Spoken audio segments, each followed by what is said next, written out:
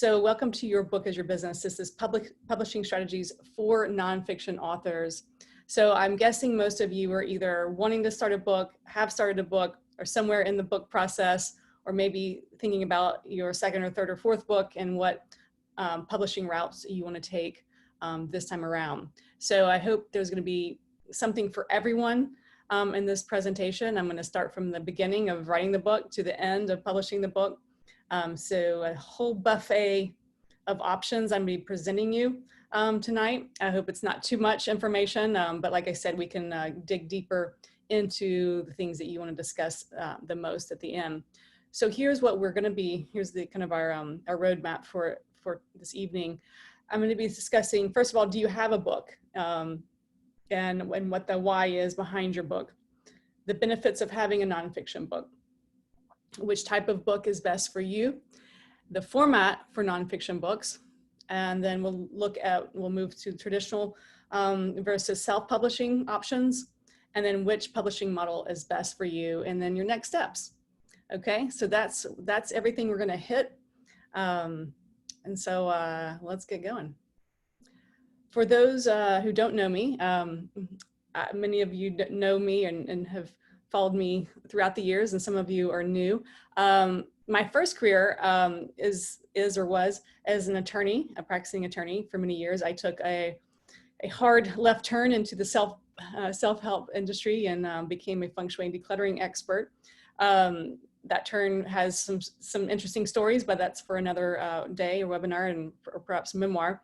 But during my feng shui decluttering, I published several books. Here's a snapshot of them. They're all traditionally published, although Mind, Body, Home, I got the rights back for that and self-published it myself. And so now my mission, my goal is to help you write books and become an author. I'm still writing books and going to be publishing more books, but there's no reason I can't help you do the same thing. So that's really what my business is all about now. I have a self-publishing service called the Publishing Portal to help you self-publish. I also am a literary agent to represent you for traditional publishing. So I have a dog in all races. I don't have I love both routes to publishing, and really the point of today is to help you make that determination for yourself of which route is best for you. And it really depends on each book, each author, but even within each author, even each book, what makes sense to publish traditionally or self-help. So let me just, okay. All right, so first of all, do you have a book? You know, you hear the word, I have a book in me, you know. In fact, there's a percentage of 81% of Americans want to write a book. So most all of us have a book in us. But actually finishing a book is a whole another percentage that I will look at here in a minute. But do you have a book? And if not, should you? Or if you do, should you? And the reason why I pose this question is because writing a book is an arduous and long process. There is nothing quick or easy about it. It can be simple, but not easy. All right. And so it's important for you to know your why. Knowing your why is really what's gonna take you from. Well, I'll cheat real quick. Oops, and show you the only 3% of people actually finish writing their book. Okay. So I want to help you I want to help you become one of the 3%. Okay. And so to do that, knowing your why is so important. And that why can be, it doesn't necessarily have to be like, I want to change the world. It could be, I want to leverage my business. I want to be seen as an expert. I want to, find a way to, to promote my podcast. Your why could be very monetarily based, and that's okay. But it could also be something very, heart driven of, I feel strongly that my message and my method could change people's lives. Or there's just this gnawing feeling, I have to get this out into the world. Like you can't sleep at night kind of feeling. And so those are all really good whys. all right? Because the truth of the matter is there's no short-term money in writing a book. And so I have here short-term versus long-term money.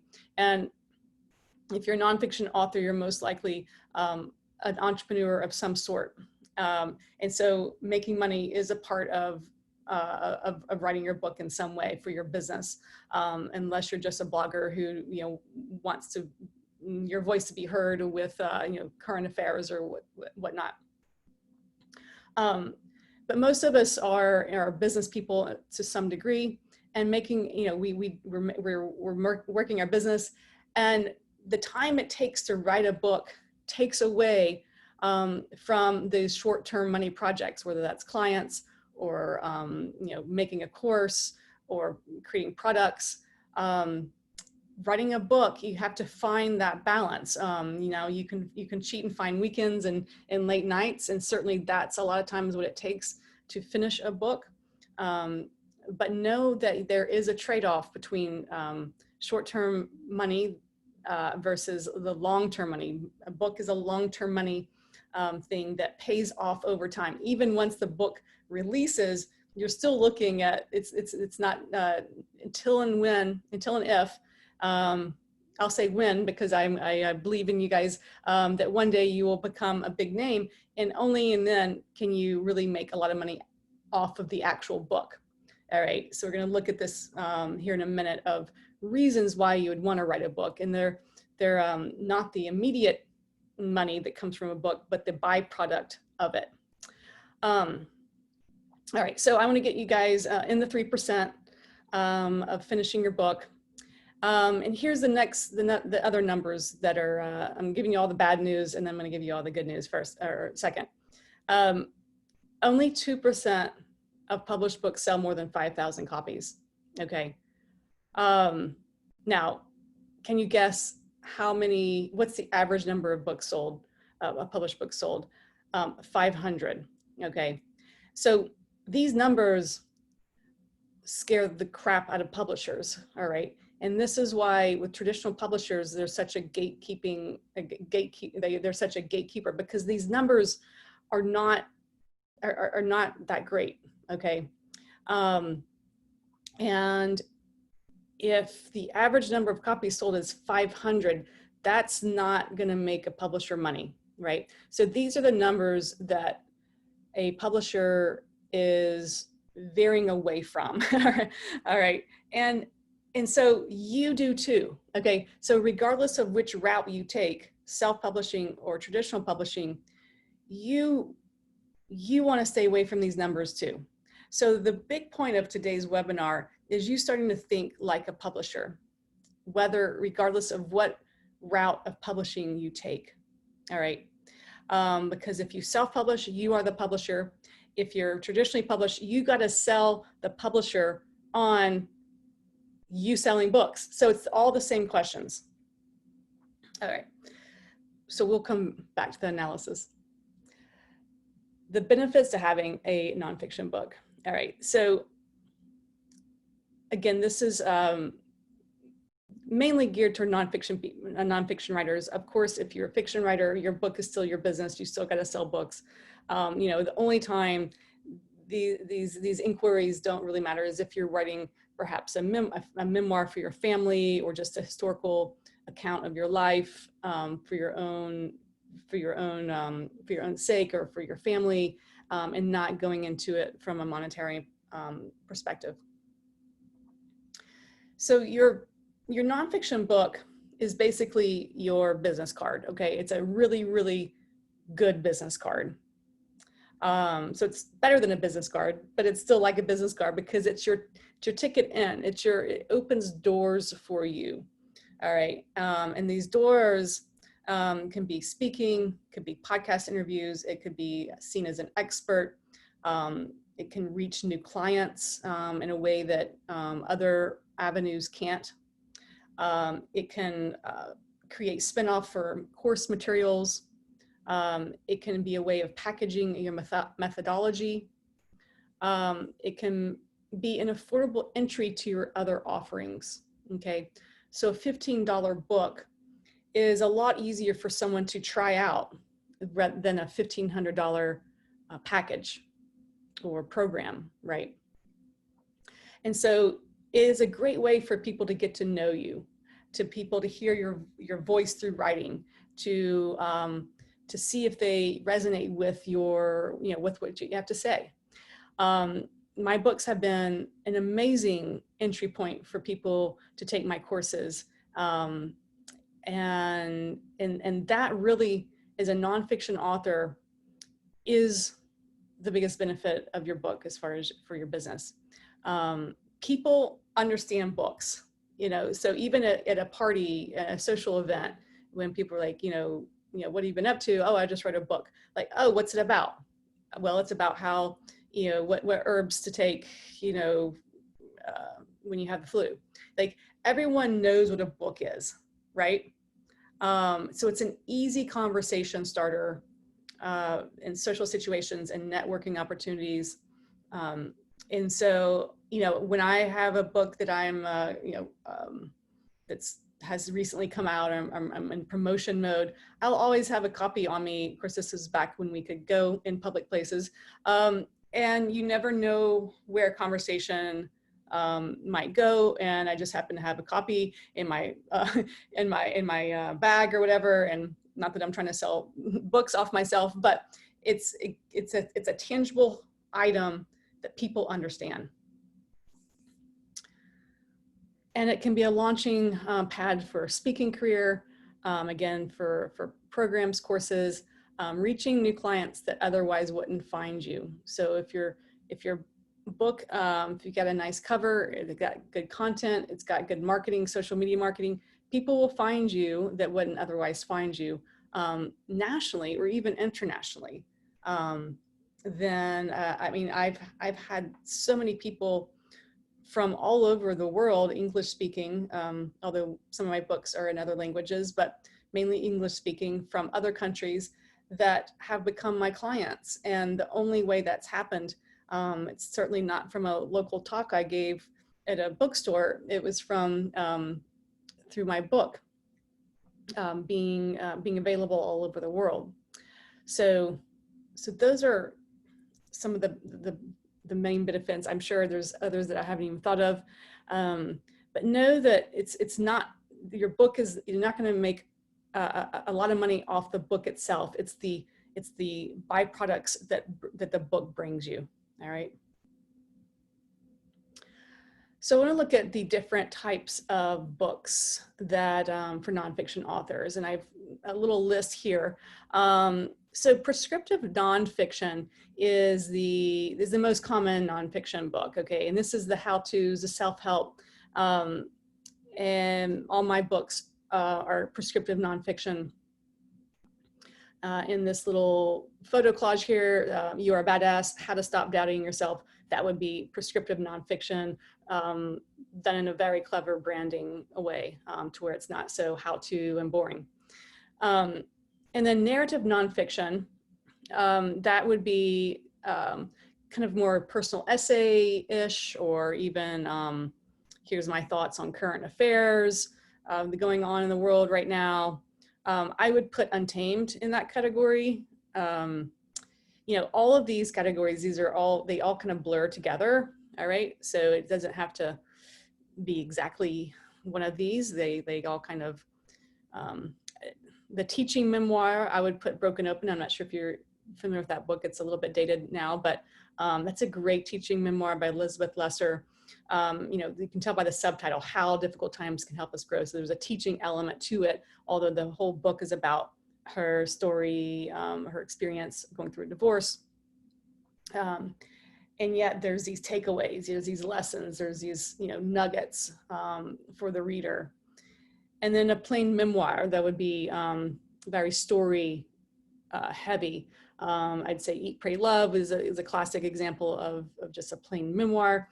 And in that memoir, she doesn't, hit you over the head with these teaching moments. She embeds them within the storytelling, right? There's probably some Inheritance by Dana Shapiro. If you read that, that's just a great memoir where it's a kind of a page turner. It's like, what happens next? What happens next? What happened next? the overall theme being that love is, thicker than blood. Blood doesn't matter. It's all about love, kind of being the takeaway from it.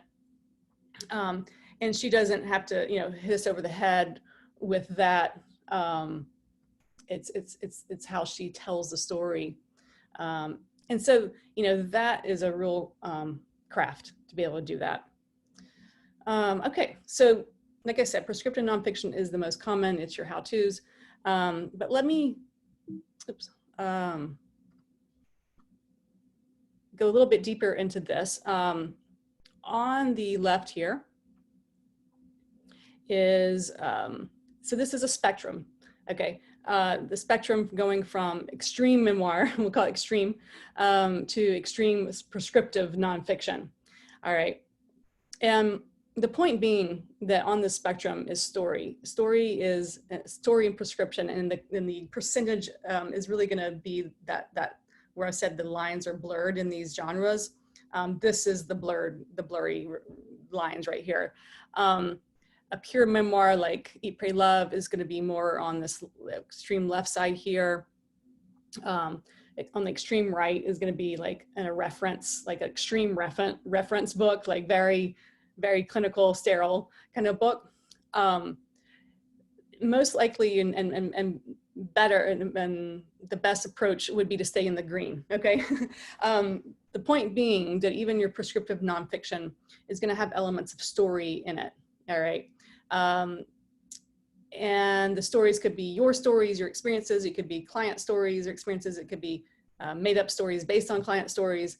But using story is part of the teaching.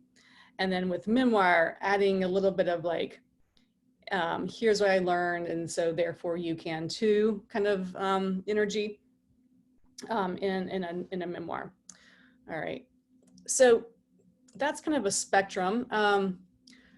I often get questions about how should you format a nonfiction book?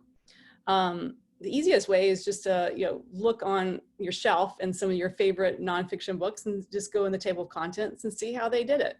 I have here just extremely basic. The part 1, part 2, part 3 is a common way to structure a book. It gets kind of loosely based on the 3-act structure and story. Part 1 with the call to action, part 2 being the climax, and part 3 being the resolution.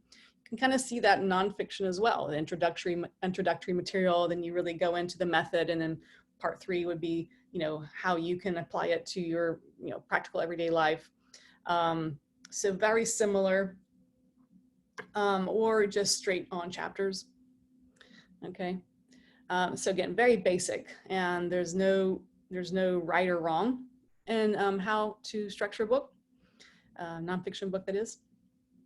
Like I said, I would pull off some of your favorites off your bookshelf and see and look at their table of contents. A lot of times there's some clever ways you can name part 1, 2, and 3 that kind of go with the overall context of your book.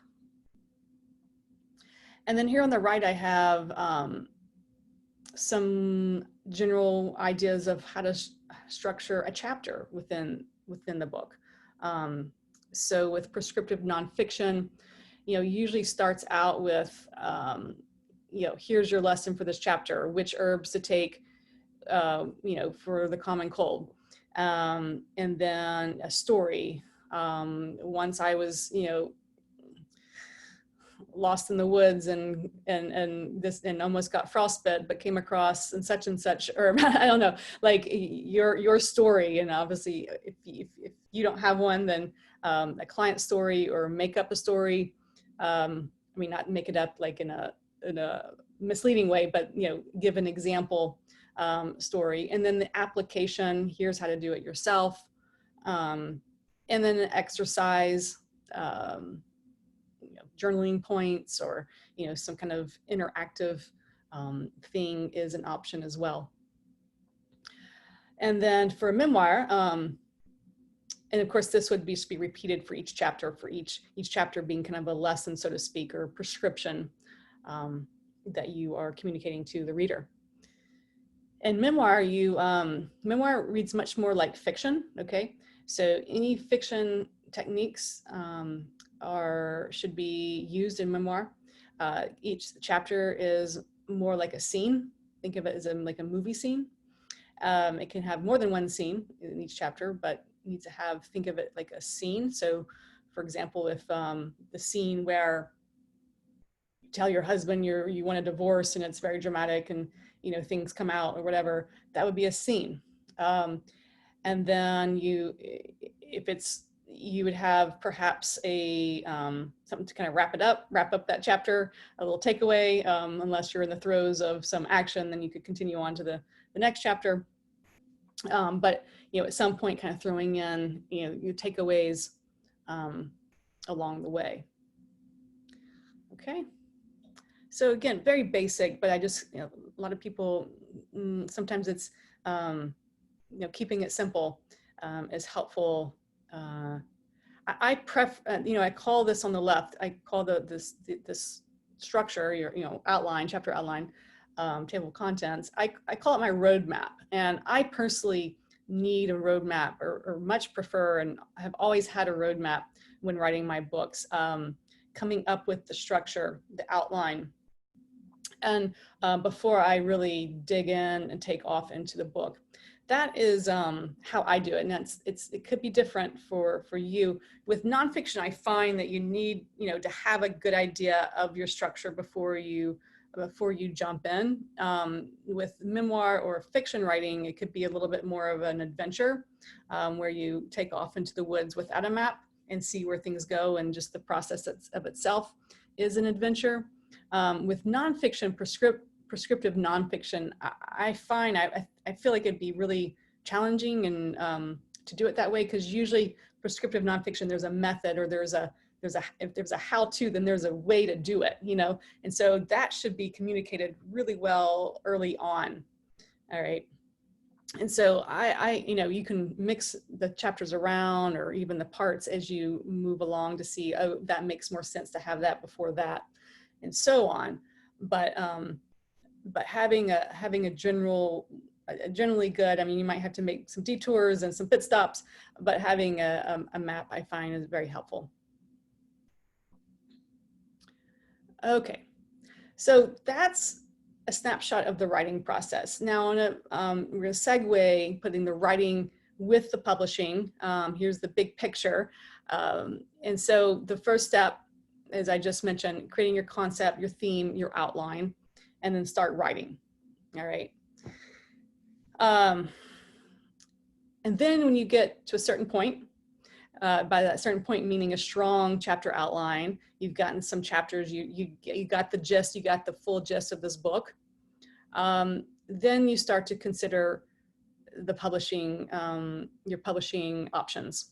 Okay, because if you want to go the traditional publishing route, you need to start thinking about a book proposal. Okay, a book proposal is essential for nonfiction books, and it can be very time consuming. It's not needed for self-publishing, because you are your publisher. If you yourself, your publisher, requires a book proposal, then I would give yourself one. Otherwise, you don't. It can be very helpful, though, and getting clear on how to sell the book. We'll look at some other ways that you need a book proposal in a minute. Within the book proposal, you need at least 2 well-developed, well-edited chapters. So you need to be far, in addition to the chapter outline and chapter summary of the book. So you need to get far enough along to craft a really good book proposal. But once you get to that point, you don't have to finish the book. All right. Memoir is kind of a little bit more like fiction, where you want to have it, more written. But for prescriptive nonfiction is a little bit like putting together furniture. So I've been putting together a lot of furniture lately, and like partway through the instructions, it tells you to keep the bolts loose, you know, while everything's still shifting and getting in place. That's kind of how step 2 is. All right. And it's not until, and the why is because if you sign with a traditional publisher, they might love your concept, but they might want some tweaks or to focus more on this part or change this around. So you want to keep it a little bit, those bolts a little bit loose, to where for later on to tighten them for the finishing the book process. All right. So step 3 would be pitch your book proposal to an agent or publisher, and then you know, while you're in the pitch, while you're pitching, you can keep writing, and then of course at some point you're gonna have to finish the book. So that's generally, you know, a big picture process of writing and publishing. Now let's go into the different publishing options. All right. So on the left here, we have traditional publishing, and that's consists of the big 5 publishers, your Simon & Schuster's, Penguin, and so forth. And then there's medium-sized houses, and then small publishers. All right, I would also throw in small publishers as university presses. All right. And then you have what's called hybrid publishing, and then I'll come back to that in a second. And then self-publishing is obviously self-publishing on your own, where you become the publisher using print-on-demand services, and you can DIY it, where you're doing it all yourself, or you can hire a service such as the publishing portal to do all the steps for you for obviously a fee. And so we're going to look in more detail at the traditional and self-publishing models. I'm not going to spend any more time than what I'm about to spend on for hybrid publishing. Hybrid publishing is exactly what it sounds, part traditional and part self-publishing. I don't want to talk bad about hybrid publishing because there's some great hybrid publishers out there. However, there's also a lot of not honest hybrid publishers out there. Okay. And so the point of hybrid the concept is really good. It's like,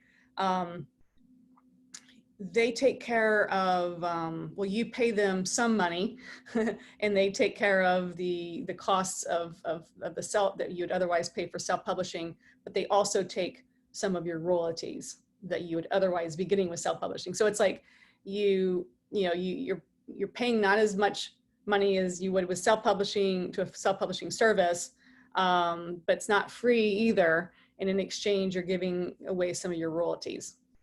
And so you can see how there would be a wide spectrum there of things that go fishy. All right, of how much your royalties are, how much you're paying them, you know, how is the distribution different from self-publishing? Is it any different from self-publishing?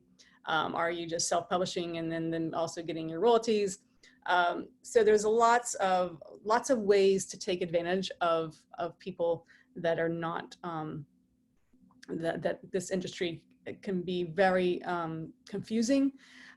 If hybrid publishers also can kind of lure you into a contest or some way to think that your book is special, when really just going to make money off of basically self-publishing it for you. If you find yourself being attracted to that route, I would have someone such as myself read over the contract to make sure you're that it's fair. Okay, so that's all I'm going to say about hybrids. So let's look in more detail about the traditional publishing route. You will need a book proposal. All right. And your book proposal is a business plan, and I'm probably going to have a class later on at some point, maybe next month or coming down the road, of doing a book proposal. There's some great resources out there. I mean, there's obviously books, there's a million really resources to how to do a book proposal, and there's not any one way to do a book proposal, but there are certain elements that you definitely want in your book proposal. And then you want about 2 sample chapters. And your book proposal needs to be really well edited. There shouldn't be any typos. I mean, ends up being, with those without the sample chapters, you're looking at about a 25-page document around in there, in addition to the sample chapters. And you need this book proposal, whether you're going to try to get an agent or whether you're going to go directly to a publisher to get it, represent yourself, basically. So either way, you will need a book proposal. And the query letter, also called pitch letter, accompanies the book proposal. In most cases, an agent or publisher is going to want the query letter in an email, and then they will let you know if they want your book proposal based on your query letter. That's the general format. Okay. As far as going directly to a publisher, there are, most all small presses will allow you to go directly to the publisher. Some, about 50-50 of the mid-size houses will as well, but the big five, you cannot, they will not let you submit without an agent. All right. Once you get your deal, the publishing contract is where it sets out your advance, your royalties, and deadlines. All right, so that's all in a nice publishing contract. Of course, that's negotiated between the agent and your publisher, or if you're representing yourself, between you and the publisher. Okay, let's look at self-publishing, how to do that really quick. I don't know who Lori Lesko is, but this quote is brilliant. The good news about self-publishing is you get to do everything yourself. The bad news is you get to do everything yourself, and that could not be more true. If any of you who have self-published, you know exactly what I'm talking about. So here's everything that makes a book, all right? These are all the aspects that the traditional publishing house will do in-house and takes care of. If you're self-publishing, then you are in charge of each of these steps, or paying a service to take care of these steps for you. All right. So editing. This is probably the number-one thing that separates a typical self-published book from a traditionally a self-published book from a traditionally published book. Editing, the actual content of the book. We just really underestimate how much our books need to be edited. Even if you're a good writer, it doesn't matter. There are a myriad of editors. There's content, also called developmental editor. There's copy editor, copy editing, line editing, and proofreading. I would say if you just had to pick one, I mean, you definitely need it proofread, because typos, I mean, do I need to say anything else? But copy editing is, helping your sentences get structured right. Is this communicating well to the reader? That kind of thing. So those two are the most important. Now, how does the book get from your Word document to a nice, pretty 6x9 book with chapter headings and, nice fonts and chapter table of contents that makes sense? That's all the interior designer does. Typesetting, formatting, different names for the same thing. Also converting that to an ebook format would also be, also include that. And then your cover design. Now your cover design is more than just a cover. It's the full jacket. It's the cover, the spine, and the back of the book. So it's a full jacket. And that, your cover is going to make or break your book. Again, probably up there with editing as far as what makes the difference between a self-published book and a traditional published book. The details such as your ISBN registration, your barcode, US copyright registration, all of that needs to be taken care of. And then the distribution, which is the print on demand services. This is how the book gets on Amazon, gets to Walmart, gets to Apple Books. And there's 3 services, the big ones to do that: Lulu, Amazon, Ingram Spark. I work with all of those in the publishing portal, my publishing portal business. I use all three of those for different reasons, and we can talk more about those if anyone wants to. But these, these services are the best thing that's happened for self-publishing, where you don't have to have a bunch of, 1,000 books in your closet and mail them out yourself. These services can now allow your book to get into bookstores and libraries. You have to do a little bit of legwork to do that, but it's doable. All right, and of course, getting on Amazon, Barnes and Noble, any online outlet, all three of these can get you on.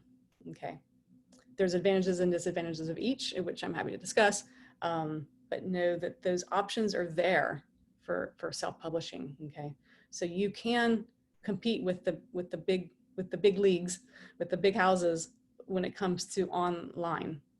All right. So let's look at this a little bit more closely, the comparison between traditional and self. In traditional publishing, no out-of-pocket costs, unless you need to hire like an editor or someone for your book proposal in order to get the publisher.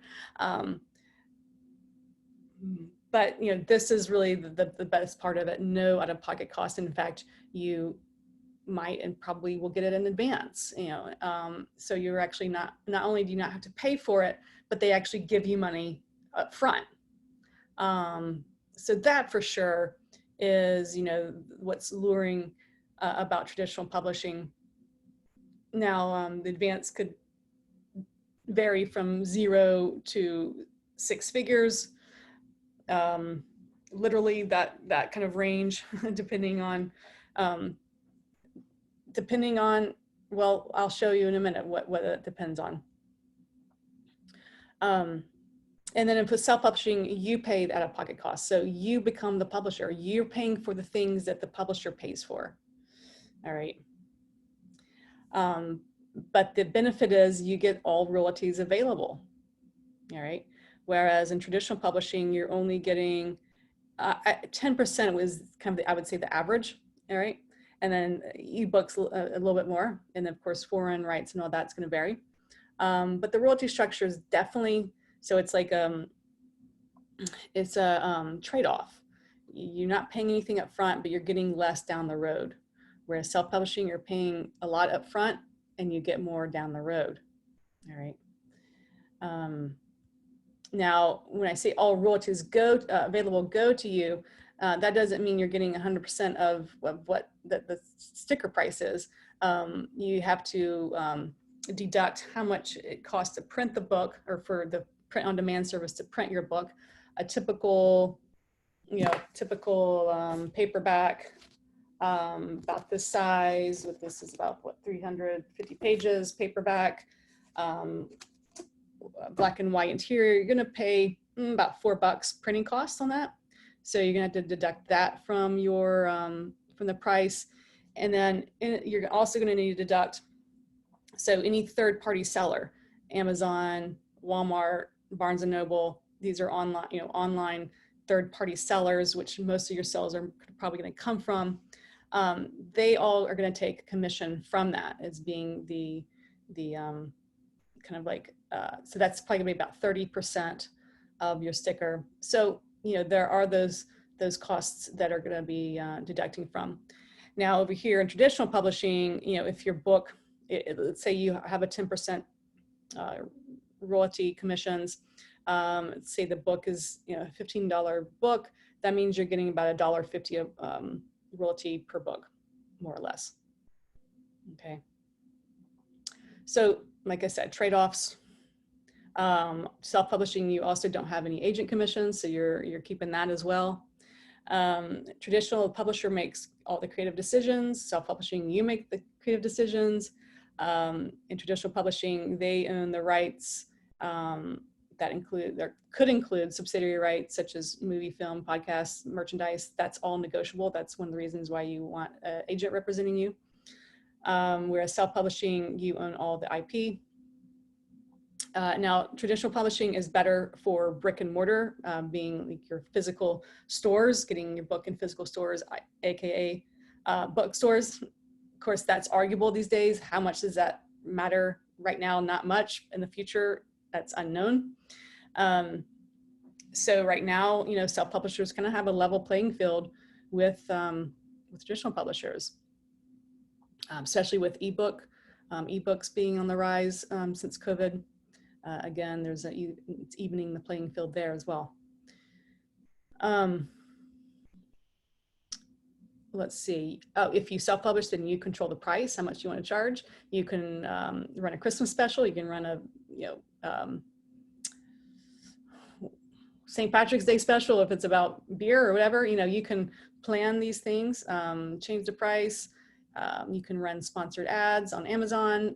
If it's through the traditional publisher, it's up to them to do what they want to at when. And then of course, time is one of the biggest differences. Traditional publishing, we're looking at a 1 to 2 year process from the time you sign the contract, okay? Whereas in self-publishing, we're looking at a 6 to 10 week process. That variable really being how much editing it needs. So, you know, if your book is timely, if it's, you know, if you have the answer to COVID, then self-publishing is probably the way to go, you know, or like you need a book about the election results or something, you know, that you have the secret of who's going to win the election and you want it out tomorrow, then, you know, you need to go self-publishing route. All right, how am I doing on time? Oh, sorry. Okay. Who's going to buy your book? So this is where, again, you got to start thinking like the publisher. And again, whether you're going to be proposing, doing a book proposal to pitch your book, or whether you're going to be your publisher, these are all questions you need to know. And the clearer you are on these answers, if you're going to the traditional route, the better your advance is going to be. Okay, who is going to buy your book? Who's your target audience? What is your platform? I'm sure all of you've heard the word platform. Well, why? Because why do you want a good platform? Because you're going to get a better advance, because that's how you're going to sell your book. The publisher is going to want to know how you're going to sell this book. They might say they're going to do all these things to help sell your book, and I'm sure there's things that they are going to do. But at the end of the day, they want to know how you're going to sell this book. Do you have in-person events? Are you a speaker, or do other in-person events? By the way, if you're self-publishing and have in-person events, then you will get the total profit minus the print costs of your book, because there's no third party involved. Okay, so if you're giving a big keynote lecture in the back room, you get 200 copies that you're going to sell. That's pure profit. Online sales. How are you going to convert online sales? So these are all questions that the publisher is going to think about and base their profit and loss statement. And that's what determines if they're going to give you a deal, and if so, how much the advance is going to be. They actually do a P&L sheet to determine that. Based on your book proposal, how many books do they think you can sell? If you have a track record of a previous book, they're going to obviously consider that. At the end of the day, this is a business to them, and it's about the numbers. And if you're self-publishing, it's the same thing for you. It's a business, and you need to do the numbers. Now, if you're not really care to make money off the book, which I've mentioned probably isn't the goal, then there's other questions to consider. Number one, do I have the money to pay for self-publishing? In other words, does it make sense for me to absorb this marketing expense? You know, do I see it paying off? Do I have other products that this can boost? Will this help launch my speaking career? All right. Do I already have a built-in market?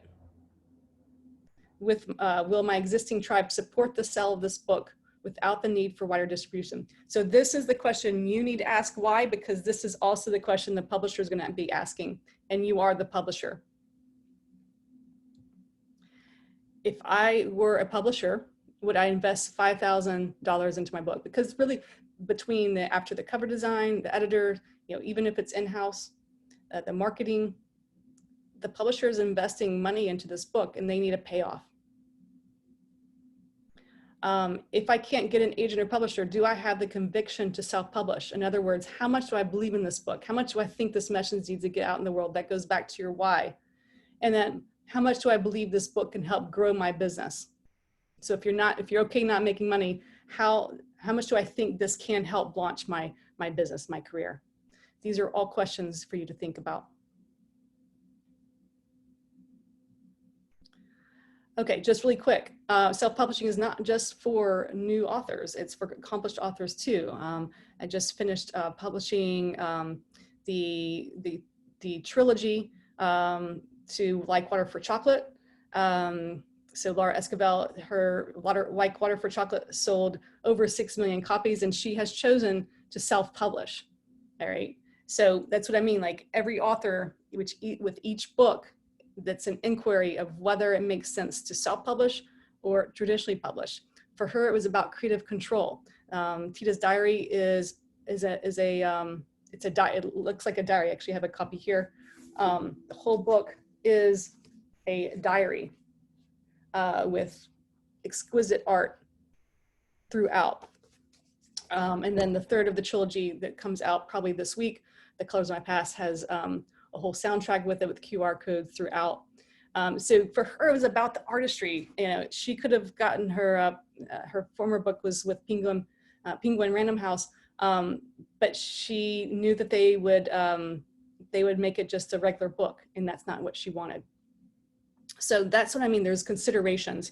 Here's some of the other authors that I've helped publish. Well, the first one's my book, and I put that there to make the point that that book was first traditionally published. I never liked the cover that they chose. And so when I got the rights back, I took creative control over it, and I now love my cover. And Tom's book, Creating the Relationships of Your Dreams, this is his third self-published book. So he has his own platform, his own tribe around relationships, with making the royalties that he wants to be making. I put this third one here for example. This is an organization. They already have a built-in tribe. They already have their built-in events. And so no need for a publisher. Their book, even though it's kind of stretched in this image, their cover looks, you would definitely think it's a traditionally published book. It's been fully edited. It is the quality of a traditionally published book, which is really the goal of my business, the publishing portal. So just to wrap up, here is contact information if anyone's interested in any of my services. I do book coaching and other writing services. My self-publishing service is thepublishingportal.com. And then I do literary representation as well to help pitch to traditional publishers. morseliterary.com is where to go for submission information there. Okay, whew. All right, I hope I did not completely overwhelm you guys. So let me look at the Q&A.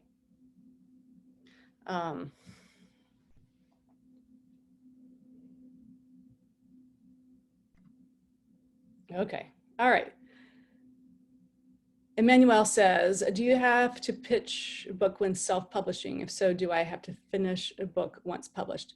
For the most part, no. That being said, for my self-publishing service, you know, I want my portfolio, my books to be of really good quality. So, you know, there are a lot of self-published inquiries that I have passed on, but generally speaking, the answer is no. There's other, you know, more less boutique self-publishing services that will kind of just take anything. But I'm sure your book is of great quality, so I'm sure that's not an issue. Amanda says, how long can you expect to spend writing a prescriptive nonfiction from the moment you have a first outline? Oh, great question. Well, obviously that's going to depend on your schedule, your life, what you've got going on. Do you have a full-time job, or, you know, is it, you know, during COVID, people have had more time? You know, gosh, you know,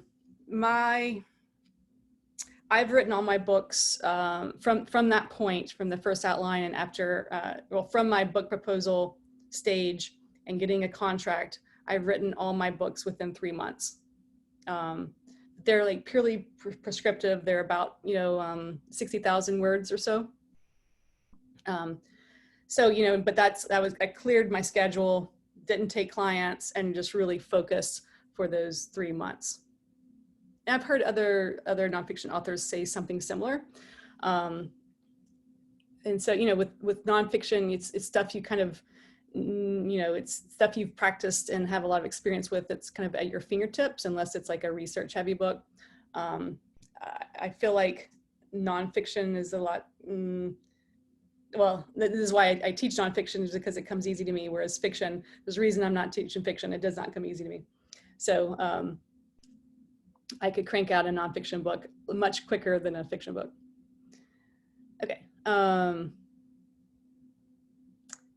Rachel says, curious if you do marketing consulting, setting up a platform and organizing steps prior to publishing or releasing a book.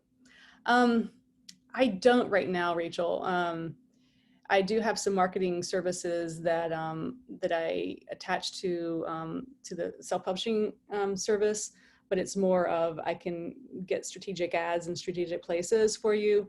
But the brand building is not my zone of genius.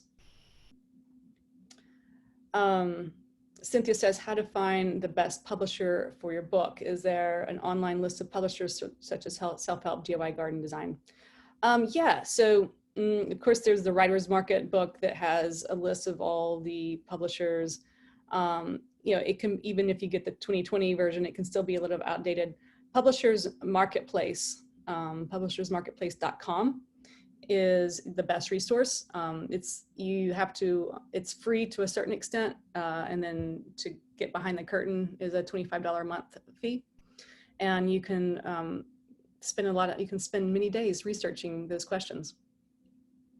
These of course are things that a literary agent does for you, and can kind of hone in on the best publishers to help narrow that down. But another great way to do it is just finding books that are similar genre as yours and seeing who published it, looking at the particularly the most publishers have imprints underneath them. So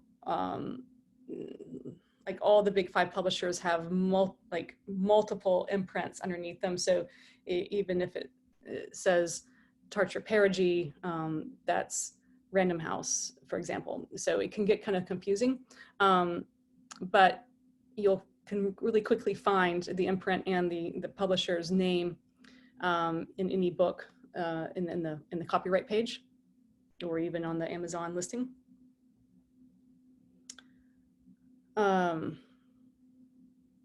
Pet books. If you can ask that question more specifically, Cynthia.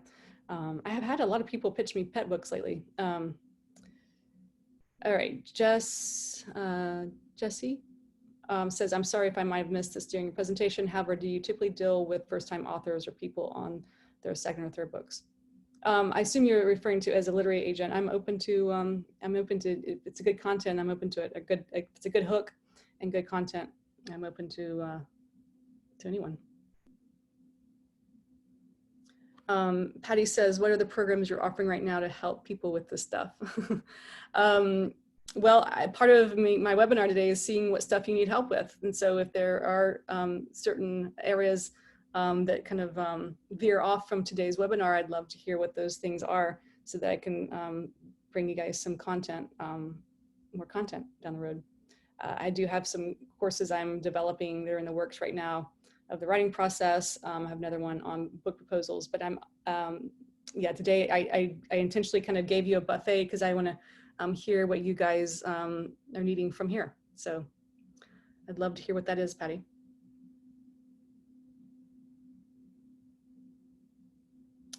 All right. Angela says, which came first for you, the books you wrote or the courses that you offered to teach on the topics you wrote about? Oh, great question. I'd say both. And that's a great point, because that's one of the benefits of a book for nonfiction authors, is that you can repurpose things. And obviously a course is a more applicable or hands-on approach, how to do things, how to do things for yourself in a very linear course-like way that can go deeper than the book. And so you can repurpose things. It's not that you're cheating and carrying. It's like you're presenting it in a different way, but using the same content. So it's very smart to repurpose material.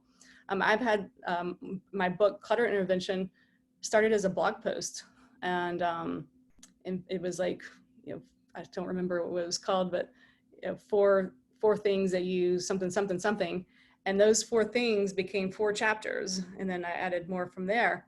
And as far as courses, I'd say most of my courses came from my books. And with courses, again, with Clutter Intervention, I did a 9-day decluttering course that accompanied the book, that, if you bought the book, then you got the free course kind of thing. And then after the book came out, I did a course now that's actually, you can download for free on my website right now, Clutter Intervention course that goes deeper, or at least accompanies the book and can kind of take you deeper into a hands-on type of way. But I would say for the most part, the courses come out of the books. Oh, thank you, Jean. Appreciate that. And Rachel. Let's see. Linda says, you mentioned $4 printing cost for a book that's approximately 360 pages. Is this a real number? It's an approximation. You can, if anyone wants to know how much a book would cost, you can just go to lulu.com and fill in and go to, they have your printing, we just plug in, paperback, white paper, 250 pages, 6x9, and it'll right there give you the actual number it would cost to print the book. And that's for whether you order 1 book or 5,000 books, is the great thing about the print on demand services now.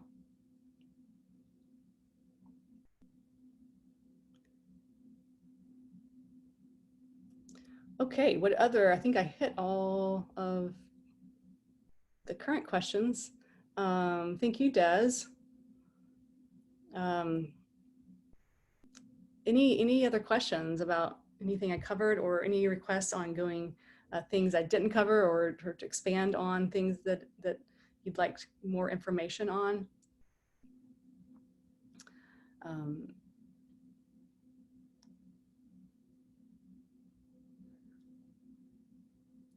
Patty says, I want to be in a live step-by-step group coaching program, 3 months, 0 to launch. Okay. All right. So we'll see what I can do there. So yeah, I hope this gave you guys a lot of things to think about.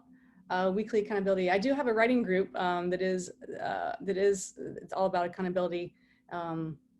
Just as a place for us to gather that information is if you go to tishamorris.com and go to writing, you'll see the writing group option there. Marina says, what do you personally enjoy most or find most fulfilling about writing prescriptive nonfiction books? I am I'm a self-help junkie. I love how-to books. And so therefore I love writing and sharing information with people. I like taking kind of complex topics and presenting them in an easy, articulable. See, this is why I write, because I don't talk as well as I write. Take concepts that would otherwise be very difficult into accessible, bite-sized formats for folks. So that's what I most enjoy about prescriptive nonfiction. Trisha says, what data does your publishing site provide self-publishers? Is there buyer information gathered and given to the author? So once everything's uploaded and everything is out into the world, the account goes in your name. So so I don't take any royalties. The accounts turn over to you, and you get all the statements, everything from the royalties go into your bank account and all that good stuff. So Ingram Spark, they give you monthly statements from every country in the world, monthly, so does Amazon. So yeah, that's usually a monthly printout PDF that they send you.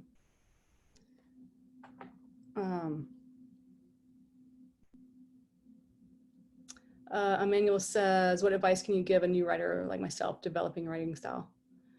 That's a good question. We don't think of nonfiction writing as very crafty, but it really, my writing has really evolved greatly. When I look at my first book, I kind of cringe when I read it. Each book I've written just got better and better and better, and still lots of room for growth for sure. And so writing, just writing, and as you write, it's your best writing style is your speaking, and your personality coming through your writing. So if you were, let's say you're a Ayurvedic specialist, and you're at a social event telling your friends or your people you met about how you help people with Ayurvedic techniques, and you're telling them about it, that's your best writing style. Talking to your audience as if they're your best friend and you're sharing the information with them. On a more technical aspect, finding other authors, the books that you really resonate with, that you like, their voice, so to speak, I find really helpful. But yeah, your best writing style is you, and finding that and getting more comfortable with doing that. And it's not easy. For me, I came from an attorney background, so my legal writing was what I started out writing at. And so this is why my trajectory, eventually I do want to be a fiction writer, publishing fiction, because that's such a huge trajectory from the legal writing. Legal writing is obviously very technical. Your personality means nothing. You're citing case law and giving reasons for it, and your personality is inconsequential and in fact distracting. And so even just writing nonfiction, where I'm sharing some experience of my own experiences in the book, was a huge leap for me. And so it's taken a lot of practice and my own vulnerability to even do that.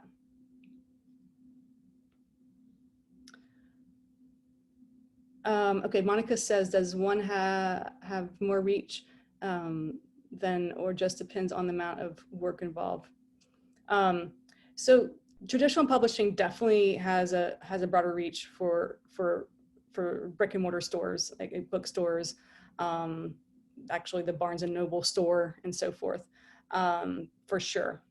And that being said, even a bookstore is a limited size, and they can't carry every single book out in the world, obviously. And so even that's limited. But as far as the online world, it is an even playing field. So, all of my Mind Body Home book, my traditionally published books, they all show up at the same places online. Okay. Bookshop.org is one of my favorite now online places to order books from. They support local bookstores as opposed to ordering everything from Amazon. And so through Lulu or Amazon, Ingram Spark's actually my favorite. They all get your book to all these same online third-party places. So in that way, it is an even playing field. Now, whether they do more marketing on your behalf or not, that's going to depend on the publisher. The big fives are going to do more marketing for you than a small press, and these are some considerations and whether to sign with a particular publisher or not. So I would do some research on the publisher and see what their track records are. Brooke says, do you feel about limiting content as a publisher or writer? Does that lower the 2%? Have a business partner who doesn't want any kind of sexual content in any books. Completely disagree. Not 100% sure about your question, Brooke.